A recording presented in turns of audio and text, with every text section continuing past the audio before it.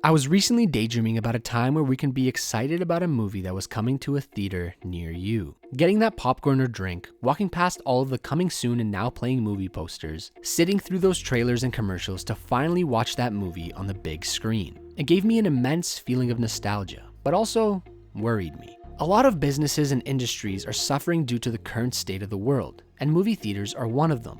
I started to worry that movie theaters might not survive the pandemic because of all the recent changes to streaming and a possible hesitancy for viewers to return.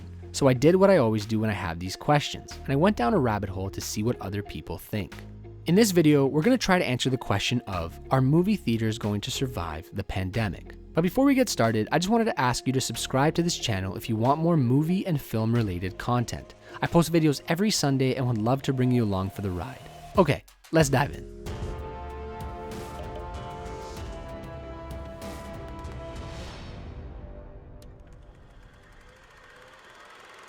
2020 saw a huge drop in revenue for movie theaters and film studios. I wouldn't even consider it a drop, more of a plummet. From 1.23 billion tickets sold in 2019 to only 224 million tickets sold in 2020, most of which came from the beginning of the year. This was a drop of 81% year over year. We saw the lowest box office revenues since 1981. From these numbers, we can clearly see that movie theaters and studios are struggling. Yes, over the past few years, we have seen a steady decline of ticket sales despite the almost linear growth of box office revenues. But 2020 showed something different. The current pandemic didn't just hurt theaters and studios at the box office. It may have triggered a change in mindset that will see theaters become less and less relevant in the future. Since the invention of television, movie theaters have been in a constant battle of trying to get more viewers to come to theaters versus staying at home watching the TV. It's been a back and forth battle that has seen countless innovations from both sides. From color TV, to high definition, to surround sound, and now even HDR, television makers have been trying to bring the theater experience to your home.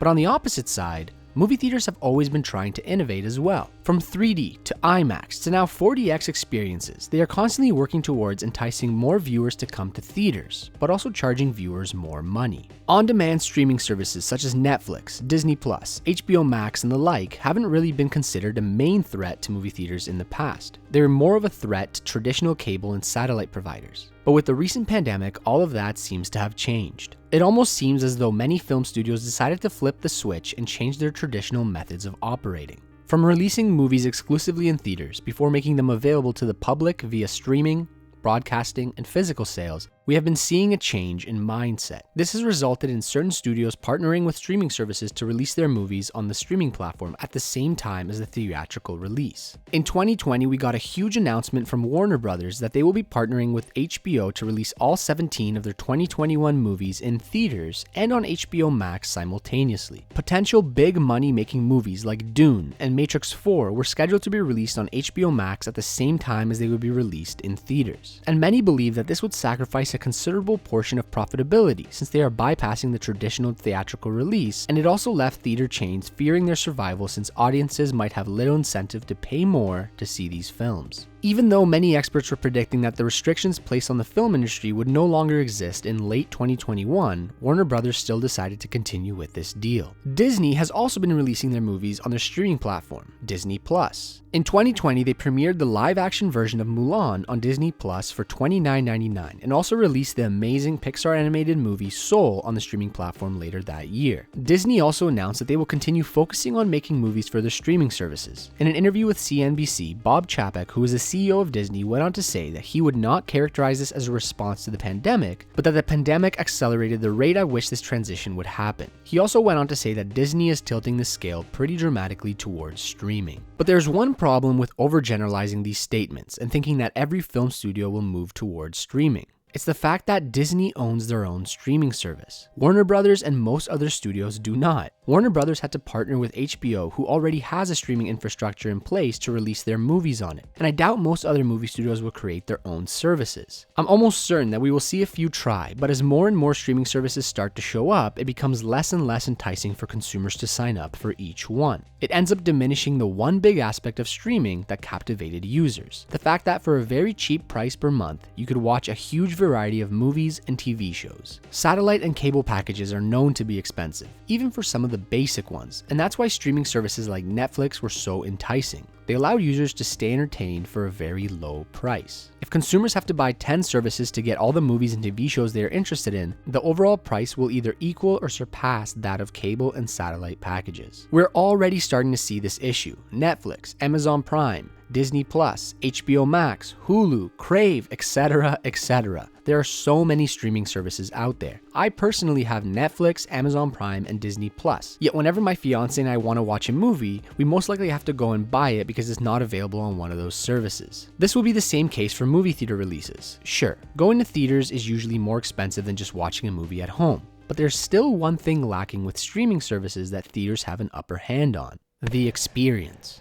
Going to a movie theater is special. There's an aura of awe that comes with the theater experience. It's something that, no matter how hard television providers and streaming services try to replicate, they will never be able to.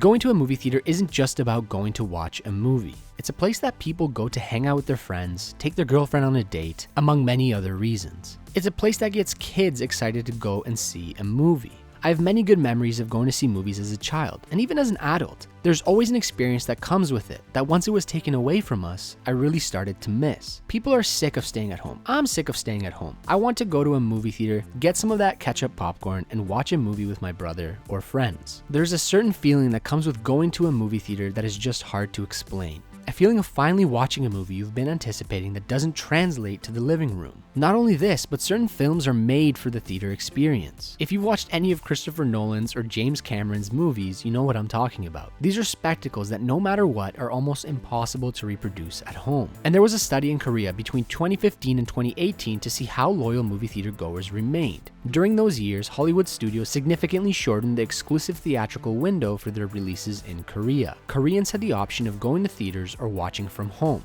And despite having this option, movie theater goers remained loyal to the theatrical experience. There is a great article by Collider that I will link in the description where they say, movies are their own experience. It's not simply a matter of consuming content. Sure, people can order takeout whenever they want, but no one's going to say restaurants are dead now because DoorDash exists. Humans are social creatures. Yes, many restaurants have closed, but no one really thinks the dining out experience will die. It's just on hiatus. And I'm sure that some movie theaters and cinema chains will close down, but the overall industry will keep going. And remember, studios weren't rushing to put their new movies onto streaming services. The recent changes are just a byproduct of our current situation. And it's actually quite the opposite. Netflix wants to bring their movies to theaters. Movies like Roma and The Irishman were just two examples of movies that Netflix wanted to release in theaters. Whether this was for the ability to qualify for the Oscars or the fact that it would also bring a huge revenue stream for them, I'm not entirely sure. But it still goes to show that Netflix, the most popular streaming service, still sees value in the movie theater experience. Yes, the pandemic has shown certain studios and companies that streaming works, but this doesn't mean they will stop producing movies for movie theaters entirely. People have an emotional attachment to the movie theater experience that stems all the way back to childhood. And I truly believe that once the current state of the world returns back to normal, we will see a huge resurgence of people going to theaters. We may even see a bigger number of ticket sales compared to the last few years. I don't really think movie theaters are gonna die. Now, I might come back to this video in a few years and find that it aged very poorly, but I really don't believe that movie theaters will go away. Yes, the pandemic will force changes to the film industry, but theaters will find a way to thrive. I'm the kind of person who will drive 4 times the distance to an IMAX theater because I want that experience, and I know many other people that would do the same. And this fact alone makes me hopeful that we will continue to get the opportunity to go to a theater, grab that popcorn, ketchup flavored in my case, watch those trailers, and finally see that movie you've been eagerly anticipating. Thanks for watching. If you like videos like this one about movies and the film industry in general, make sure to subscribe to my channel. I post videos every Sunday and would love to take you along for the ride. Do you think movie theaters will survive the pandemic? What kinds of ways do you think they will change and adapt? Let's keep the conversation going in the comment. And I mean it, I will join the conversation as well. Until next time, have a good one.